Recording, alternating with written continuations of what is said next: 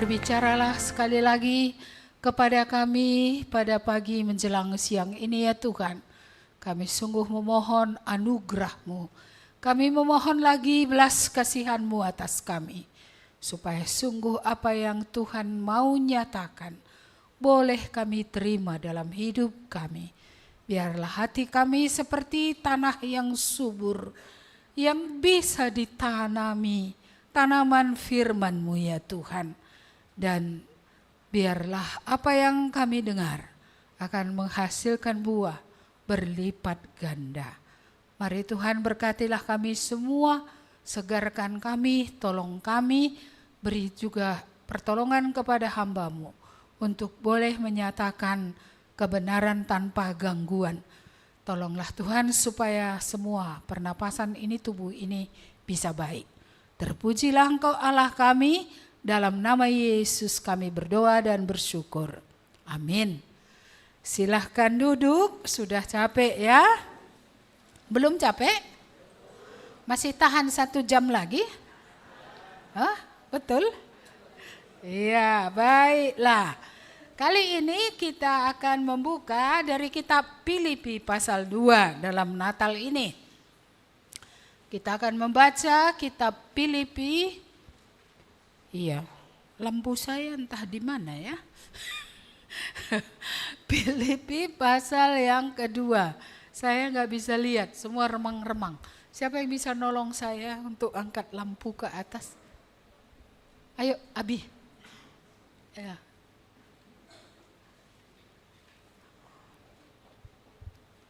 Iya, inilah menjadi tua. Semangat masih ada, mata lamur. Gak bisa lagi lihat dengan baik. Padahal sudah mata 4 ya kan. Iya, makasih. Ini kecil ini tapi sangat perlu. Iya. Filipi pasal 2.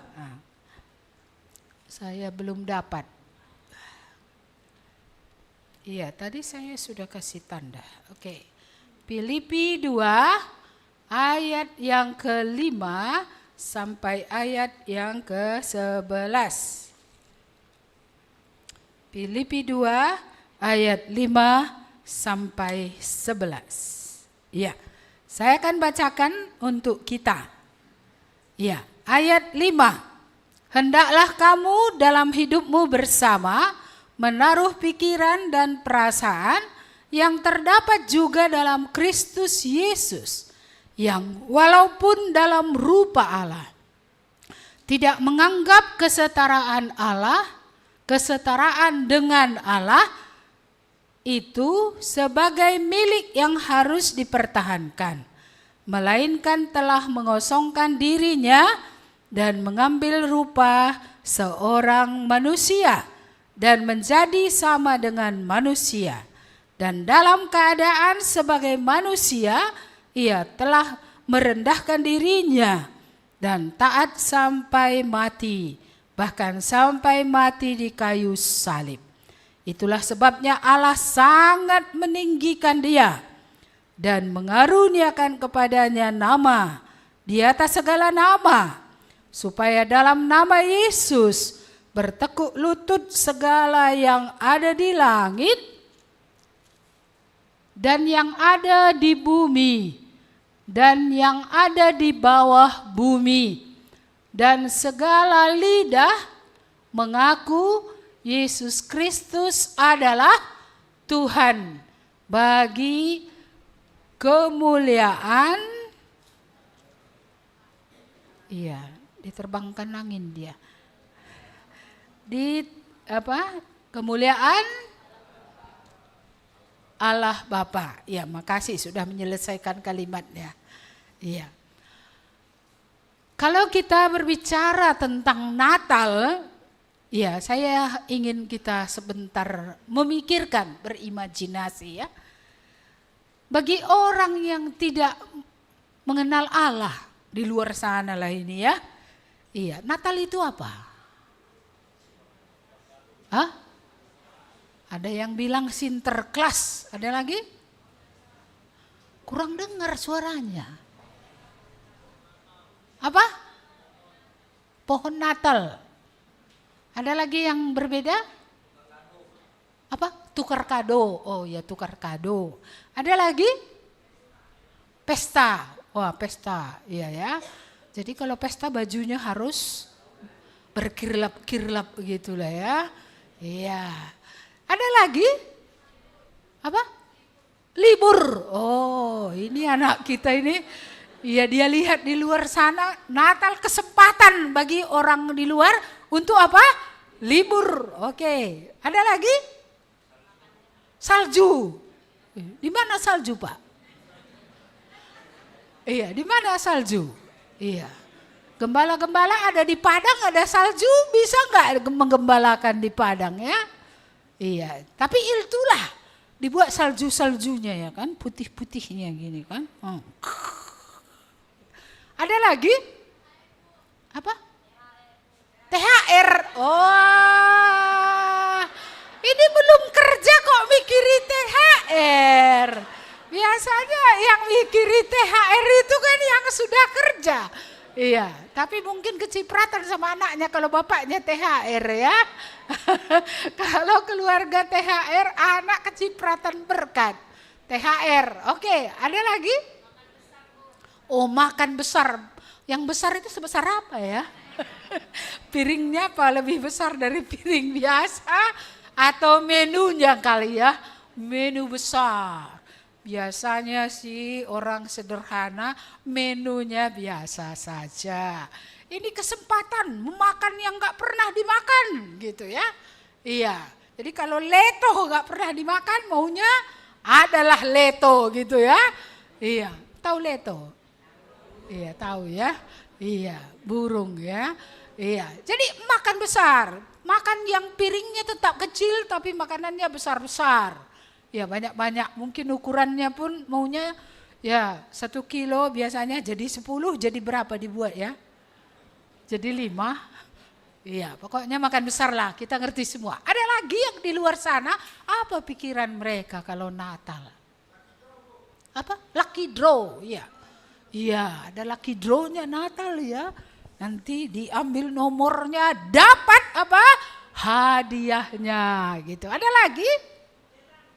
Ya,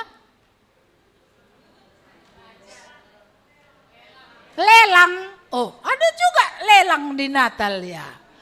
Iya, aku belum pernah pula kulihat, jadi agak kuno aku sedikit. Nggak tahu aku ada lelang. Lelang-lelang apa itu, Bu? Apa mau dilelang? Makanan? Makanan ya. Iya, mungkin kain juga ya. Iya, seperti itu ya. Oke, ada lagi yang lain? Apa? Ada keyboardnya, itu keyboard kita. Ada keyboardnya, maksudnya mungkin ada gendang apa musik yang spesial gitu kali ya. Iya, landak-landak sangat Natal. Iya. Laka laguna senang ukurku jumpa ras Yesus, bukan itu pula ya. Jadi lagunya apa? Miring manggis. Oh, ini ya. Berarti di Natal pun sudah masuk kuasa gelap miring manggis ya kan? Iya, masuk dia. Jadi banyak ya, ada yang kalau penjaga toko saya rasa kalau Natal pikirannya, wah kali ini income kami akan double. Mengapa? Oh, shopping orang kalau Natal. Iya, siapa tadi datang dengan baju baru? Nggak shopping kalian, rugi tukang mall. Iya, jadi biasanya orang kalau Natal mikiri apa? Baju baru. Wah, jadi kalau nggak baju baru nggak Natal? Natal ya, iya.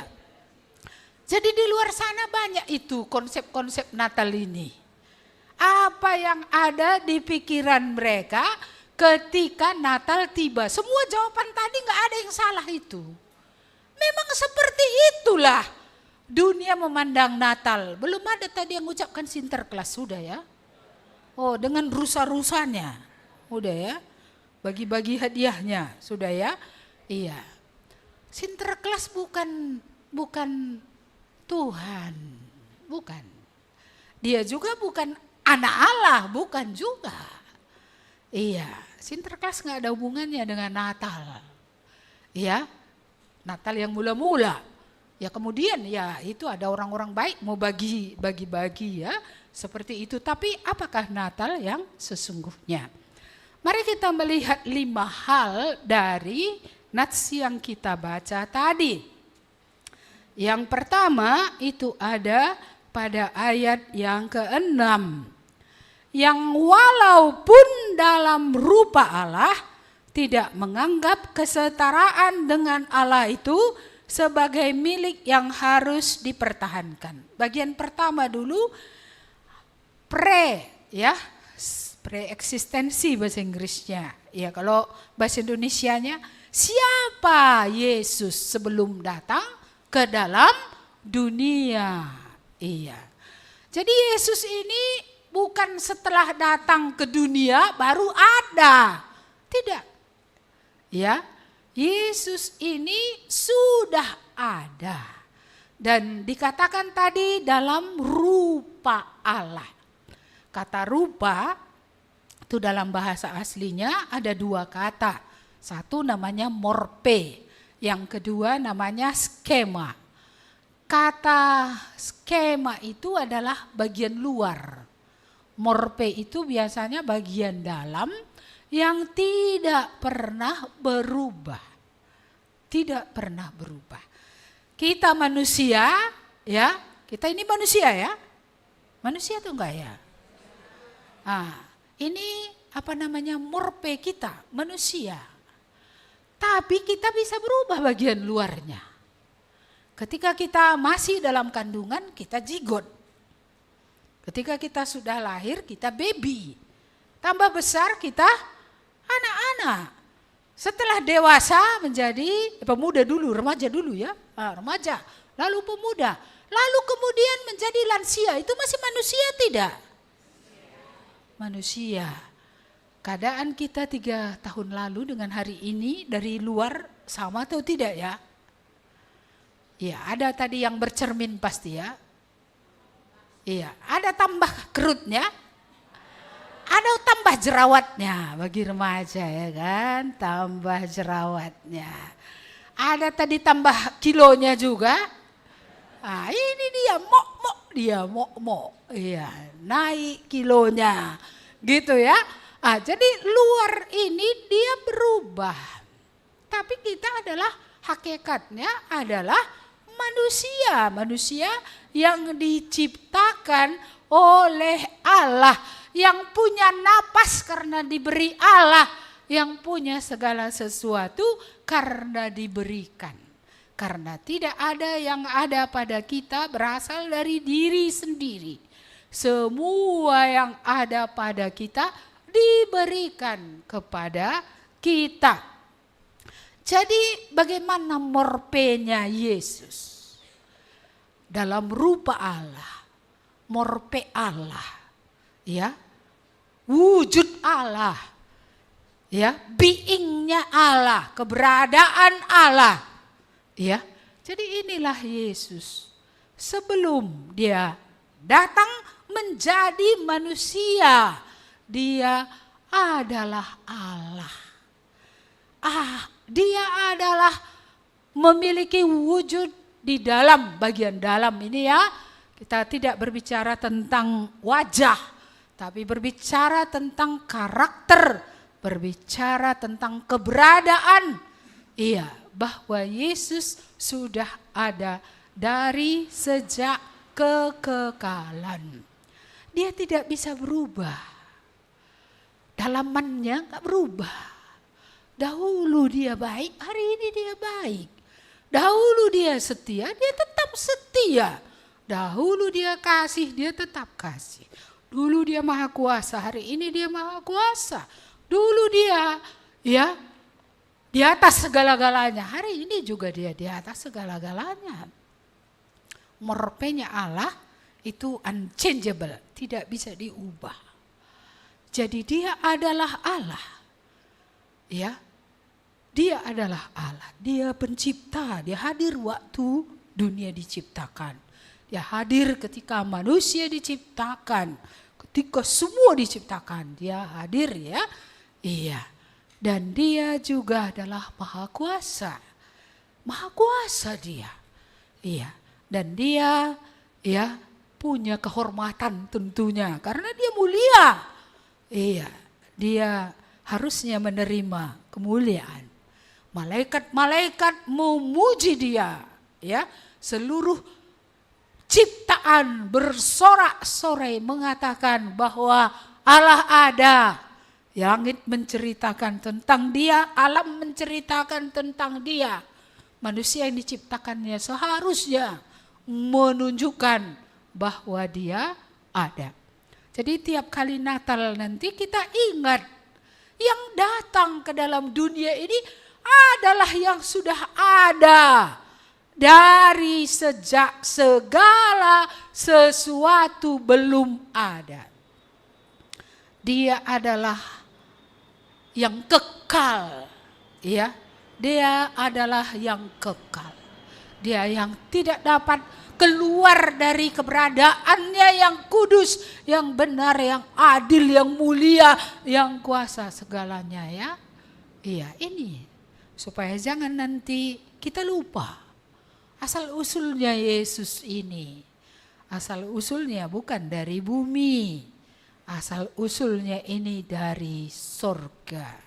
Asal usulnya dari Allah Bapa yang mengutus dia datang ke dalam dunia. Jadi dia Allah, itu baru Natal. Ya. Ada Allah yang datang ke dalam dunia. Apa perlunya dia datang ke dalam dunia ya?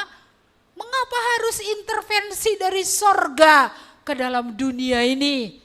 Iya, seperti yang telah disaksikan tadi, kita semua tidak bisa menyelamatkan diri.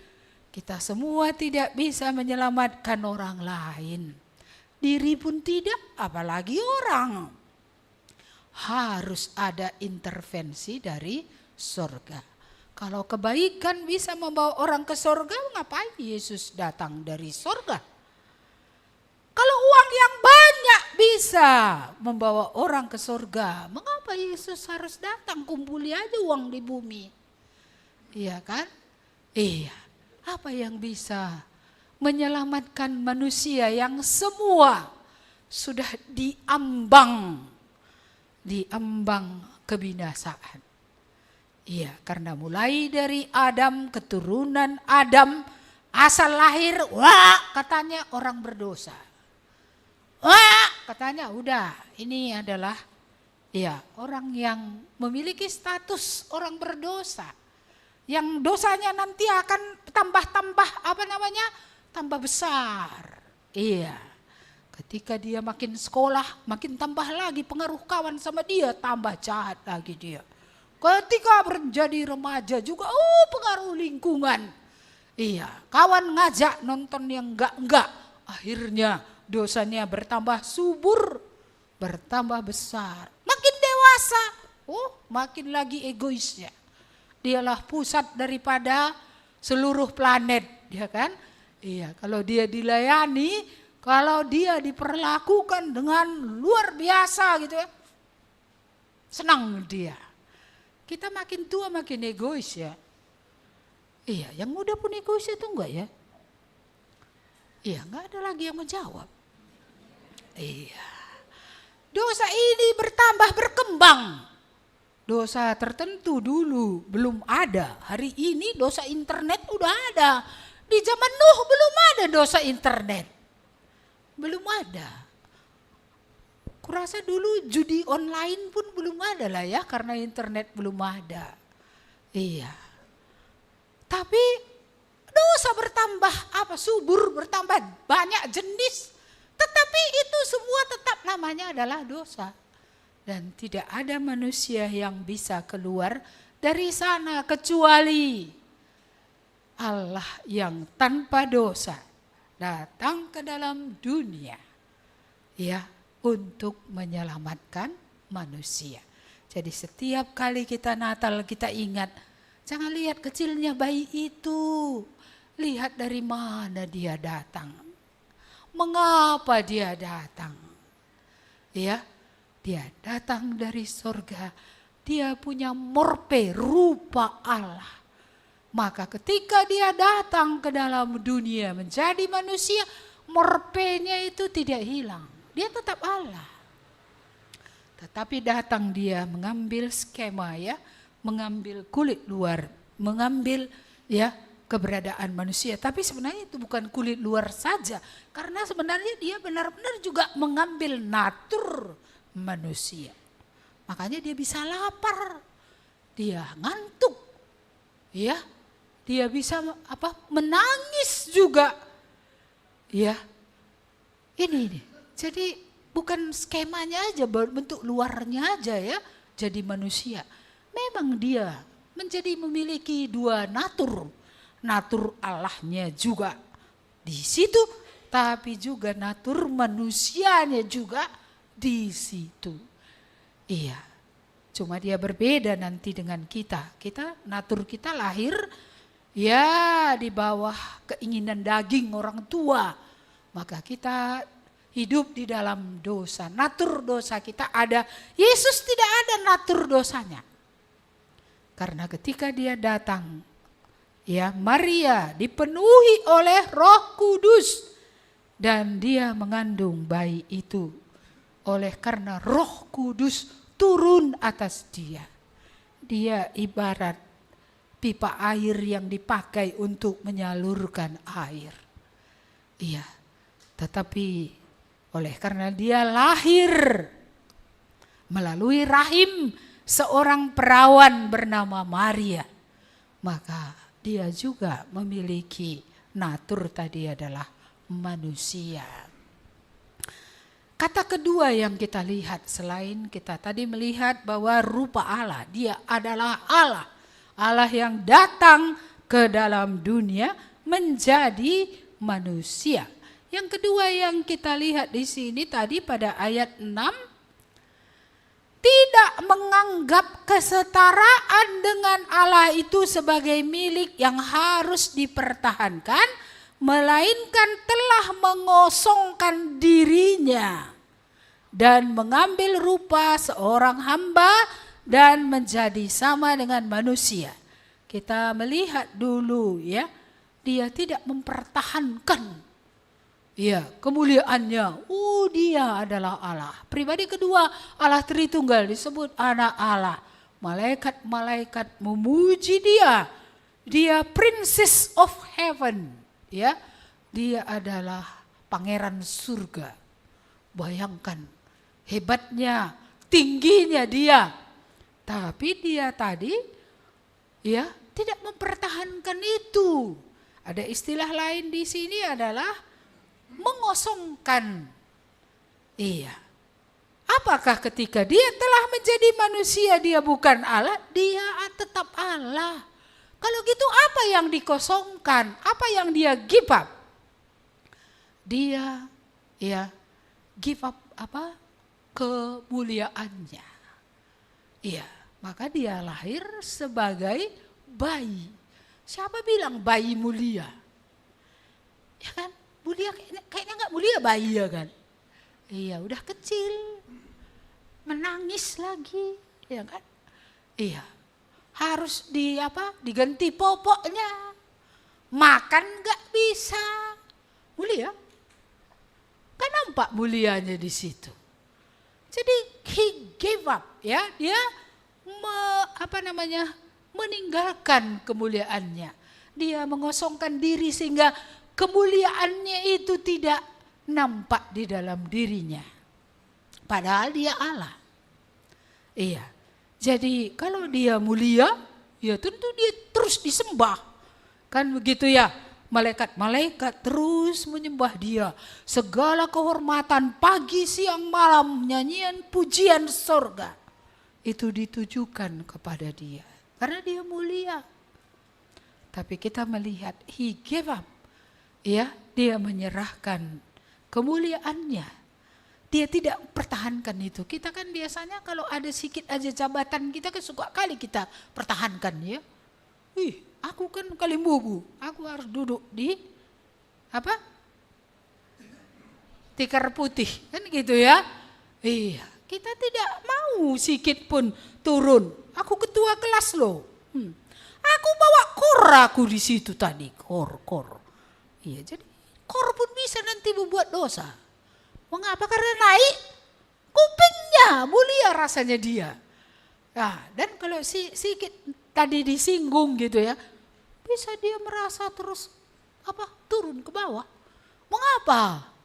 Iya, dia tidak mau turun dari kemuliaannya. Kita bayangkan kalau ada seorang raja, bukanya apanya ya? Apa namanya yang di kepala itu? Hah? Iya, crownnya dibukanya. Jubahnya dibukanya. Lalu dia memakai baju rakyat biasa, bahkan baju pembantu. Lalu dia ngapain? Oh, dia melayani orang. Masih mulia nampak ini? Ya, dia melayani rakyatnya, menolong yang sakit, mencuci kakinya. Masih kita melihat mulia, kayaknya kok kayak nggak mulia ya. He gave up, ya, dia menyerahkan crownnya tadi. Dia menyerahkan jubahnya.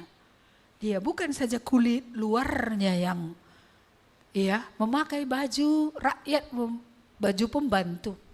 Tapi dia memang di dalam hatinya pun memposisikan diri. Tidak lagi sebagai raja. Tidak lagi sebagai Allah yang hebat. Yang penuh dengan kemuliaan, kehormatan. Jadi dia, apalagi yang dikosongkannya dari dirinya. Ya, walaupun dia Allah, ketika dia menjadi manusia, otoritasnya, dia itu punya kuasa loh. Sebenarnya ketika dia di Taman Getsemani itu ditangkap, kan dia punya kuasa. Digerakkannya saja tangannya kepada malaikat. Katanya kan, habis itu semua lenyap. Tapi kita melihat dia tidak pernah memakai kualitas kekuasaan pribadi yang dimilikinya sebelum dia datang ke dalam dunia. Ya, itu tidak dipertahankannya. Kita melihat bagaimana dia diejek, tidak melawan, ya. Ketika dia diperlakukan tidak adil, dia tidak membalas pada ketika itu. Ya, jadi dia mengosongkan dirinya. Ya, tidak mempertahankan. Padahal dia punya hak. Kita kalau hak kita ngotot kali kita ya kan. Aku punya hak gitu ya. Iya, ketika hak kita tidak dihargai, kita akan meradang. Tapi Yesus melepaskan haknya. Ya, dan dia mengambil rupa tadi manusia supaya dia bisa menyelamatkan kita. Apalagi yang dia tidak pertahankan. Saya mencatat di sini ada beberapa ya. Iya. Dia tidak mempertahankan sebentar. Iya, dia tidak mempertahankan tadi kemuliaannya ya. Dia juga tidak mempertahankan kekayaannya. Kalau dia Princess of Heaven, kaya atau tidak ya? Super kaya. Tapi dia rela menjadi miskin. Lahir justru di kandang domba. Tidak ada kita yang semiskin-miskinnya melahirkan di kandang domba. Di tempat yang tidak steril, di tempat yang kotor. Tapi dia give up kekayaannya juga, bukan kemuliaannya saja. Dia tidak lahir dengan gigi emas, ya kan? Padahal di surga banyak emas ya, diinjak-injak lagi. Iya, itu menjadi lantai surga. Tapi dia tidak bawa 1 keping atau sekilo gitu, nggak ada. Iya, tidak ada di perutnya ketika dia datang ke dalam dunia permata yang indah-indah, nggak ada. Dia meninggalkan juga kekayaannya, menjadi orang yang terendah, menjadi orang miskin, lahir di keluarga miskin. Dia tidak lahir di keluarga bangsawan yang kaya raya. Dia tidak lahir di istana. Dia lahir di kandang domba. Tempat yang terendah, karena semua rumah pada waktu itu penuh oleh karena orang pulang ke kampungnya untuk sensus penduduk itu. Dia lahir di kandang. Dia yang kaya menjadi miskin. Dia yang mulia menjadi hina. Bahkan dia lahir di tengah keluarga yang hanya tukang kayu. Dan dia diajari oleh Yusuf buat meja. Ya, buat meja. Lalu kemudian ya, dia dengan meja itu, mungkin dijual meja itu ya. Dari situ mereka dibiayai untuk biaya hidupnya. Jadi bukan yang dari surga dibawanya di sini, tapi yang dikerjakannya dengan tangannya di sini dengan kerja keras. Ya, dengan itulah dia ya bertumbuh, beroleh kecukupan yang ada. Tidak ada deposito di bawahnya dari surga ya, tidak ada kekayaan. Padahal dialah pencipta alam semesta, pemilik segala sesuatu. Tapi dia datang ke dalam dunia menjadi orang yang miskin. Supaya siapapun yang hina, siapapun yang miskin, tidak ada yang tidak boleh datang. Semua boleh datang kepada dia. Karena dia menempatkan diri pada posisi mereka. Kita melihat lagi, dia ya juga ya give up hubungannya dengan Bapa. Kita tahu selama dia di dalam dunia, dia sering berdoa pagi-pagi sekali. Bahkan dia pergi malam-malam ke bukit untuk berdoa, untuk berhubungan dengan Bapa. Tapi pada puncaknya dia harus ya benar-benar ditinggalkan oleh Bapa untuk dapat memikul kutuk dosa manusia. Hubungan yang mesra, hubungan yang indah terputus. Dia merelakan dirinya memikul kutuk dosa kita sehingga ya Allah Bapa tidak bisa bersama-sama dengan dia. Karena dia menempatkan posisinya pada orang berdosa yang layak dimurkai, yang layak dihukum. Dia mengosongkan dirinya. Dia juga tadi sudah ya menanggalkan hak-haknya. Ya, hak-haknya. Dia tidak lagi di posisi yang maha mulia, enggak lagi. Dia sekarang di posisi yang terendah. Seorang bayi yang berbaring di dalam lampin. Jangan lupa tiap kali nanti mengingat ya kandang domba itu, mengingat anak yang ada di dalam palungan itu. Itu adalah Allah yang menjadi manusia. Itu adalah orang kaya yang menjadi orang miskin. Itu adalah orang yang paling mulia yang menjadi orang yang rendah. Menjadi orang yang hina.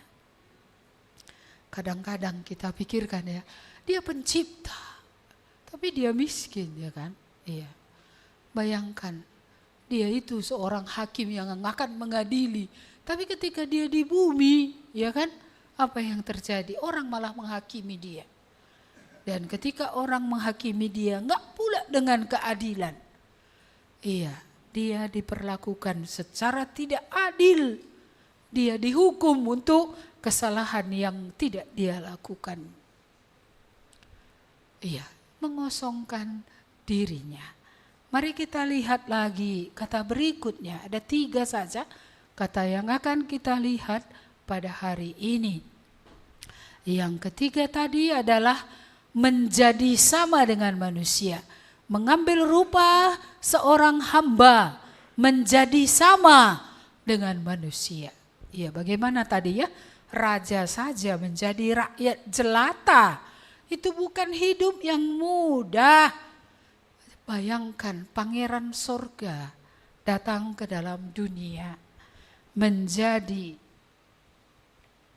manusia yang hina, sama seperti manusia. Ya, ini juga bukan hal yang mudah.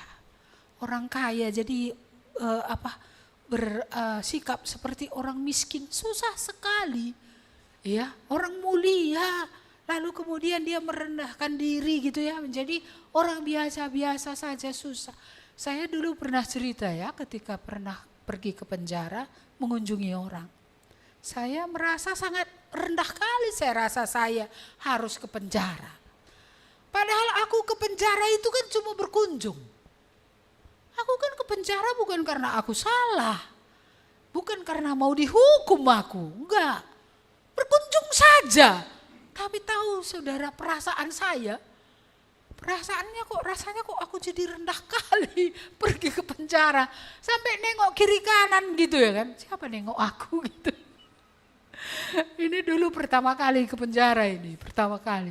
Siapa nanti nengok aku ya gitu. Malu aku. Ya, karena orang-orang yang di penjara adalah dalam tanda kutip orang jahat. Aku harus ke situ. Ya orang kan gak tahu aku hanya berkunjung. Dia taunya aku ke penjara kan gitu ya kan. Itu aja sudah berat. Bayangkan beratnya. Princess of Heaven ya, Son of God. Eternal Son of God. Datang ke dalam dunia. Jadi manusia. Kayak mana ya, diceboi. Saya enggak tahu, pernah gak kita bayangkan itu ya. Pernah gak kita bayangkan itu. Sedangkan kalau ada orang kaya punya pembantu. Pembantunya libur. Dia yang harus kerjakan semua. Sampai nangis loh. Iya, sampai nangis. Cuci piring, nyuci, ngepel segala macam. Ini orang kaya ini. Kalau orang miskin kan dia sendiri yang nyuci piring. Ya. Dia sendiri. Tapi kalau kaya dia orang lain selalu. Inilah. Maka orang-orang yang orang tuanya pernah kaya susah. Mengapa? Ngapain pun gak tahu. Mau masak, beli. Mama yang bapak mamanya kaya dulu menderita kali sekarang kalau udah kawin. Iya, mengapa? Karena dulu suruh bibi cuci. Kalau nggak ada bibi cuci, bapaknya lagi yang nyuci. Paling ngeri lagi. Bapaknya lihat bau ini. Anakku ini kata, saking sayangnya cucinya. Iya, kain yang sudah direndam, yang sudah baunya nggak enak lagi karena terlalu lama ngerendamnya. Iya, jadi ini kita melihat ya apa yang terjadi. Betul-betul menjadi manusia. Betul-betul menjadi seorang hamba. Seorang hamba. Iya, dia bukan saja hamba kepada Bapa, tetapi dia juga adalah hamba yang melayani manusia. Bukankah selama hidupnya yang dipikirkannya adalah apa yang baik bagi manusia? Mengapa dia menyembuhkan orang sakit? Mengapa dia memberi makan 5.000 orang? Mengapa dia memberi makan 4.000 orang? Mengapa dia berbelas kasihan kepada perempuan yang anaknya mati di kota Nain itu? Dia memperdulikan semua orang. Padahal dia biasanya dihormat-hormat, dilayan-layani. Istilahnya di surga, ya. Kakinya pun apa namanya ya? Iya. Di apa namanya ya? Iya, begitu diservis lah. Servis yang enggak tanggung-tanggung. Datang ke bumi, iya manusia tadi diservis. Sudah diservis lagi pun enggak tahu terima kasih. Sudah disembuhkan tapi tak bertobat. Sudah diberi kebaikan, merepet terus, marah-marah terus, mengeluh terus. Oh ini apa ini? Orang kayak gini mau dilayani. Kalau kita itu kurasa kalau merepet orang 7 kali sudah lari kita ya kan. Udah biarin aja kau kerjakan. Pergilah aku. Tapi Tuhan kita betapa banyaknya sudah perbuatan kita sama dia. Tapi kita jahat kali. Kita jahat, kita tidak berterima kasih. Kita tidak menghitung kebaikannya. Mulut kita tetap kotor. Mulut kita tetap mengeluh. Mulut kita selalu berkata-kata sebuah hal yang tidak baik. Ya, tidak kita katakan makasih Tuhan masih hidup. Saya lihat lagi longsor itu baru-baru ini kan ada lanjutannya lagi. Ada seorang nenek yang bilang, anakku di Kalimantan, aku sendirian di sini. Dia punya 2 anak, anaknya semua di luar, dia sendirian.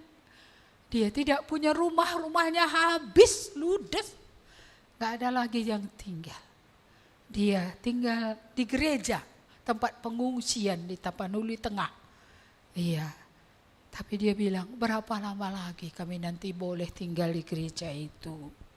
Bagaimana nanti kalau dikatakan tidak boleh tinggal di sini lagi. Iya, aku tidak punya apa-apa. Hanya baju yang melekat di badanku ini yang aku punya. Tidak ada apapun. Mau buat sapo-sapo pun istilahnya gak ada bisa aku buat lagi. Makanan pun bergantung dari bantuan-bantuan kemanusiaan. Iya, itu saja dari keadaan yang dalam tanda kutip menengahnya menjadi orang yang terendah. Itu pun susah sekali. Iya, bagaimana lagi dengan Yesus yang mulia tadi. Yang sungguh menjadi seorang hamba. Ketika dia di bumi, dia mencuci kaki murid-muridnya. Murid-muridnya itu harusnya cuci kakinya. Tapi dia memang datang bukan untuk dilayani. Dia datang untuk melayani. Dia yang membersihkan kaki mereka, mengambil handuk, mengambil baskom, mengambil air, ngelap kaki murid-murid ini. Yang dalam perjalanan menuju Yerusalem banyak debu kotor. Dia sendiri ngelapnya. Betapa hebatnya Allah yang datang dari sorga itu. Merendahkan diri menjadi manusia. Bukan pula manusia bangsawan tadi. Merendahkan diri menjadi manusia yang miskin dan hina. Bagaimana dengan kita ya? Kalau kita melihat Yesus ini, inilah Natal. Iya, jadi kita melihat Allah, keberadaannya sebagai Allah. Dia give up, menyerahkan, meninggalkan, ya, mengosongkan banyak hal yang merupakan haknya, kehebatannya, kemuliaannya, kekayaannya, ya, kekuasaannya. Dan kemudian dia menjadi manusia seperti kita, makan gandum seperti orang Israel. Dia juga mandi, dia juga cuci bajunya, dia juga tadi bekerja di rumah bapaknya sampai umur 30 tahun. Dia kerja keras untuk bisa hidup, dia belajar sehingga dia bisa mengerti apa yang diajarkan kepadanya, baik pengetahuan biasa, baik Taurat, firman Tuhan, dia belajar, dia menghafalnya, dia merenungkannya. Ya, jadi kita melihat perjuangannya sebagai manusia. Menjadi manusia saja sudah perjuangan, karena dia tadi adalah yang maha tinggi. Bagaimana dengan kita? Kita berjuang atau tidak? Atau gampang kali menyerah, malas, ya, tidak mau kerja keras, tidak mau berjuang untuk melakukan yang terbaik yang bisa kita lakukan. Kata keempat yang akan kita lihat di sini adalah dan dalam keadaan sebagai manusia, ia telah merendahkan dirinya dan taat sampai mati, bahkan sampai mati di kayu salib. Kata berikutnya, sejauh mana tadi dia sebagai manusia mau merendahkan diri. Jadi yang berikutnya adalah merendahkan diri. Humble himself, merendahkan dirinya. Sampai batas mana dia rela rendah. Ya, kita bisa saja buat batas sampai sini, aku rela lah. Tapi lebih dari itu, sorry ya, enggak mau. Tapi kita melihat bagaimana Yesus merendahkan dirinya sampai menderita. Bukan sampai, oh masih aman, baik-baik saja. Iya, maka karena aman-aman baik-baik saja ya, oke, I humble myself. Saya merendahkan diri. Bagaimana ketika dihina? Bagaimana ketika dia diperlakukan tadi tidak adil, diejek? Bagaimana dia ketika dianiaya? Alkitab berkata, dia merendahkan diri itu sepenuhnya. Dia merendahkan diri di hadapan Bapa, tunduk kepada Bapa. Tadi kan sudah haknya tadi ya, sudah disampingkan tadi, sudah dikosongkan. Iya, jadi dia tidak punya hak, dia hanya seorang hamba bagi Bapa. Ya, dan dia datang untuk melayani manusia. Sampai mana batasnya? Sampai napasnya. Banyak juga orang yang mau merendahkan diri, tapi kalau itu menyangkut napas, nyawa, nggak ada yang mau. Tapi kita melihat Yesus sampai nafas terakhir di kayu salib. Dia bukanlah seorang yang sombong, dia bukanlah seorang yang memegahkan diri. Dia seorang yang sangat-sangat merendahkan dirinya sampai mati di kayu salib. Siapa yang mengenal dia? Padahal dia datang dari surga. Orang Nazaret tidak mengenal dia. Dia mulia tapi tidak dikenal. Ya. Siapa yang memuji-muji dia? Kita melihat sampai kematiannya di kayu salib. Dia merendahkan diri serendah-rendahnya. Bukan demi dirinya, tetapi demi kasihnya kepada saudara dan kepada saya. Tuhan kita tidak sombong kok kita sombong ya. Tuhan kita tidak pernah mengangkat dirinya lebih tinggi gitu ya.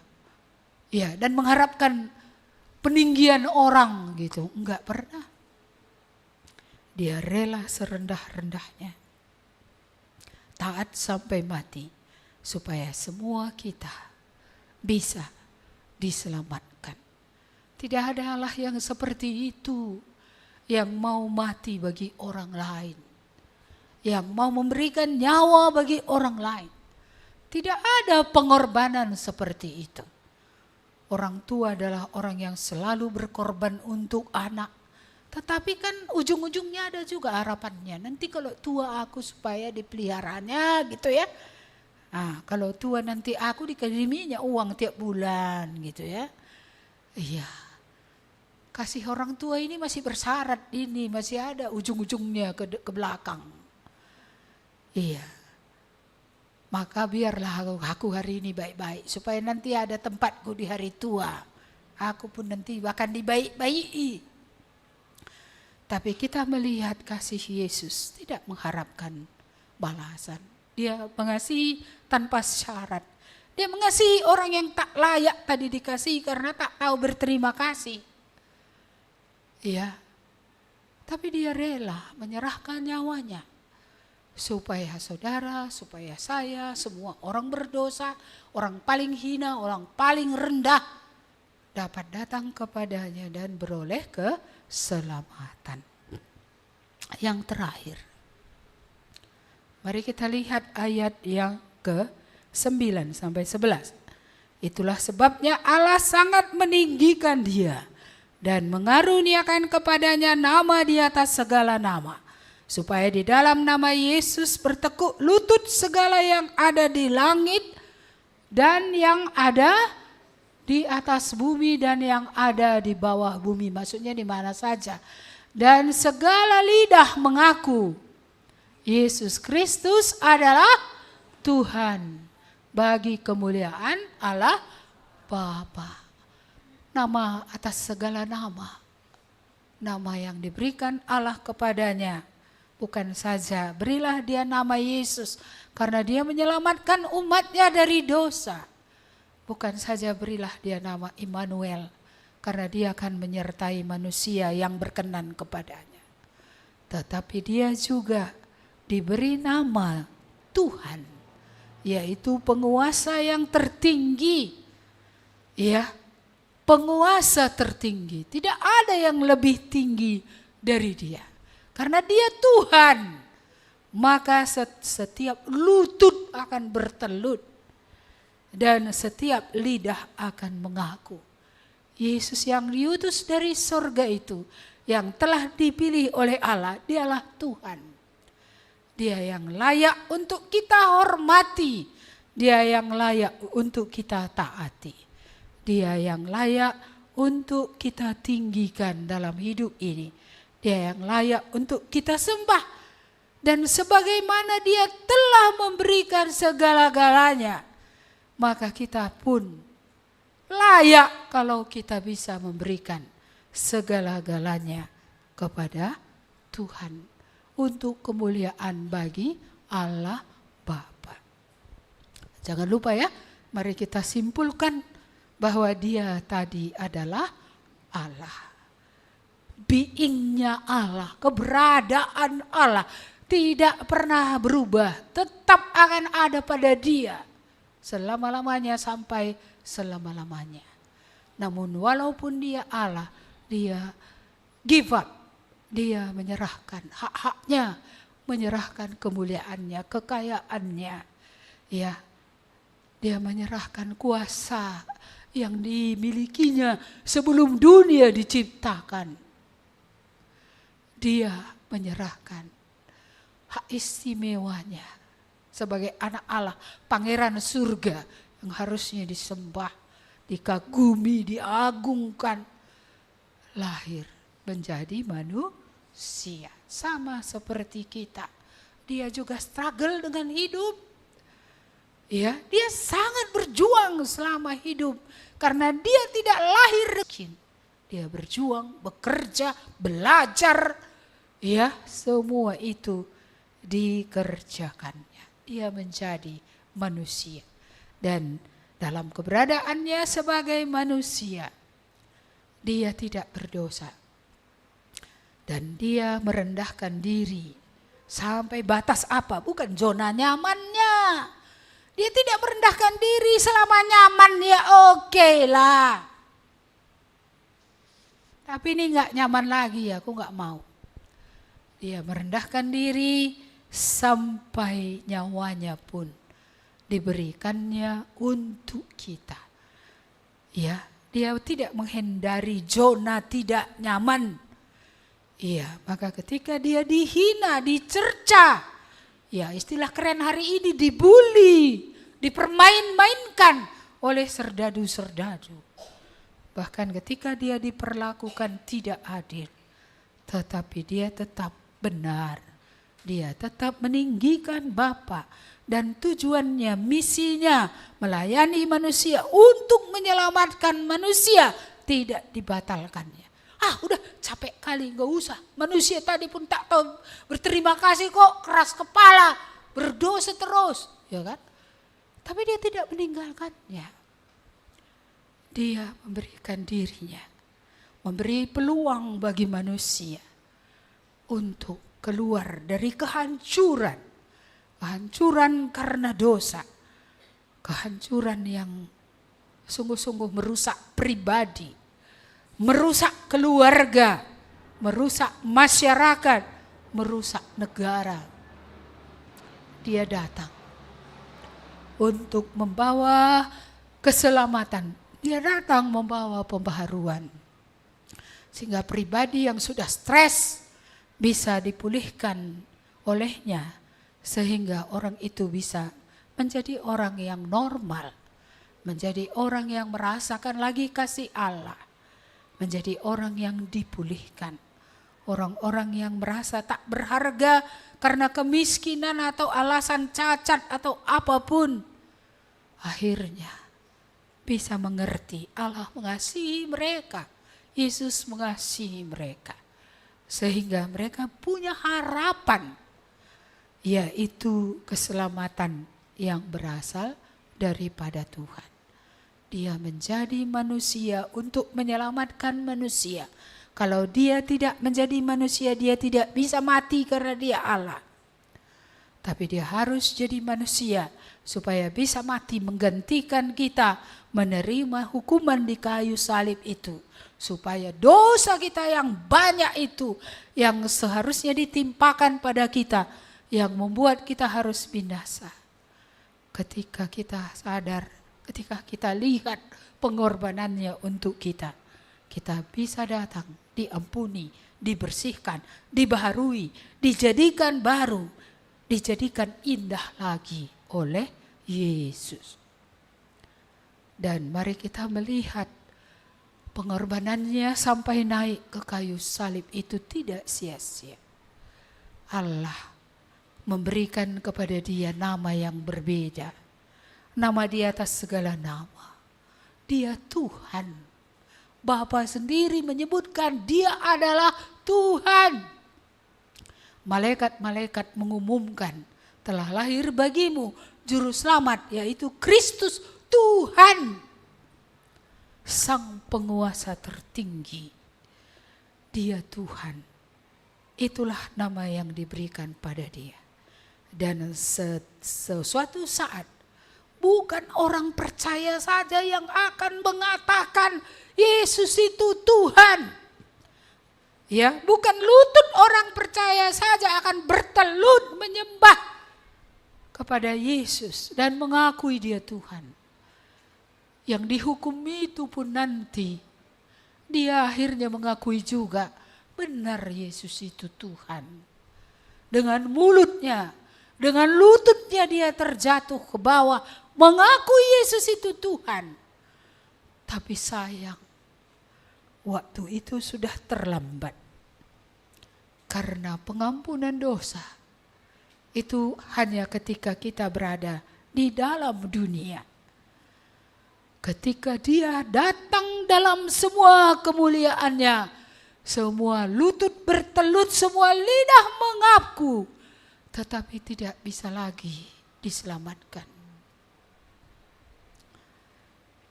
Hari Natal ada membuka jalan keselamatan bagi kita yang belum diselamatkan. Berbahagialah orang yang melihat dari sorga penyelamat itu telah datang.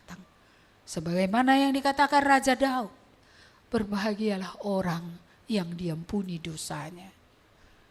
Berbahagialah orang yang tidak berjiwa penipu. Berbahagialah orang yang pelanggarannya tidak dihitung lagi oleh Tuhan. Berbahagialah. Apakah kita sudah berbahagia? Oleh karena Kristus Tuhan sudah menyelamatkan kita.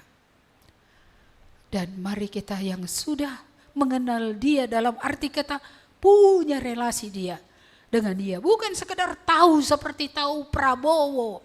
Tapi kita tidak punya relasi apa-apa. Walaupun dia adalah presiden kita. Siapa yang memiliki relasi dengan Tuhan lewat pertobatan, ya, mari kita belajar dari Tuhan kita. Tidak ada yang dipertahankannya untuk taat kepada Bapa. Tidak ada yang tidak ditinggalkannya untuk keselamatan manusia. Bagaimana dengan kita? Apakah harga diri ini terus di atas? Apakah kita tidak bisa merendahkan diri? Seorang raja tadi bisa jadi rakyat jelata untuk mengobati rakyatnya, untuk membawa mereka kepada kesembuhan.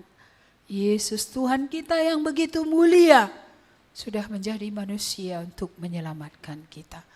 Lalu kita yang sudah diselamatkan, seberapa besar kita merendahkan diri supaya mulia Tuhan dan supaya orang lain juga akan melihat Tuhan dan beroleh keselamatan. Mengapa kita sangat sulit merendahkan diri? Mengapa kita orang karo susah kali minta maaf? Mengapa kita suku-suku yang ada ini harga diri kita tinggi kali? Ya, gak bisa kita merendahkan diri.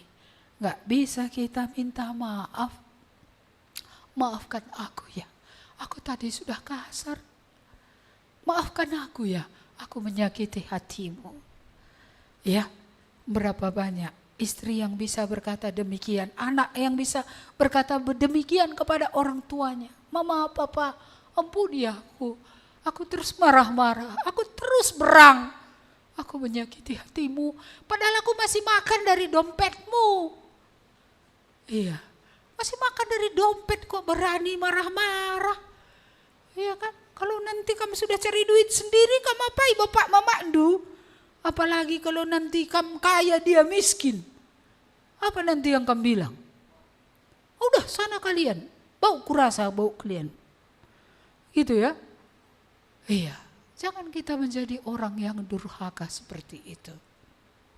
Tuhan mau kita merendahkan diri supaya kalau ada sesuatu di antara kita juga bisa selesai. Mau sampai kapan dendam kepada saudara atau kepada orang tua? Mau sampai berapa lama dendam kepada saudara, kepada istri, kepada anak atau kepada siapa? Ya, Tuhan mau kita merendahkan diri, menyapu kaki. Kalau itu memang membuat dia bisa selamat, kenapa tidak? Ya, kalau itu bisa membuat dia memuliakan Tuhan, mengapa tidak? Yesus adalah teladan bagaimana dia give up. Hak-haknya banyak yang dia give up. Untuk apa? Supaya kita bisa diselamatkan. Apa yang engkau akan give up? Apa yang engkau akan tidak pertahankan? Supaya mulia Tuhan, supaya orang lain bisa menerima keselamatan. Amin. Mari kita bersatu di dalam doa. Terima kasih Tuhan, Natal ini ada mengingatkan kami akan Allah yang datang dari surga.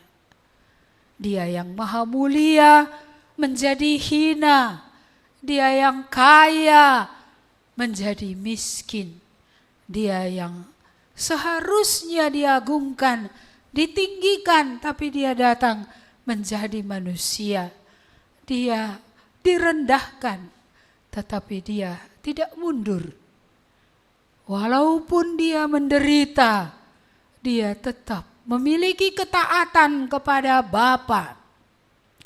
Karena dia tahu tujuan daripada kedatangannya adalah untuk menyelamatkan.